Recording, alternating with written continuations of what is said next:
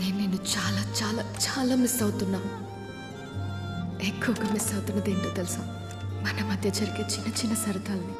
అలా గుర్తొచ్చినప్పుడల్లా నేను మన లైఫ్ని ఫాస్ట్ ఫార్వర్డ్ చేసి చూసుకుంటున్నాను మనం.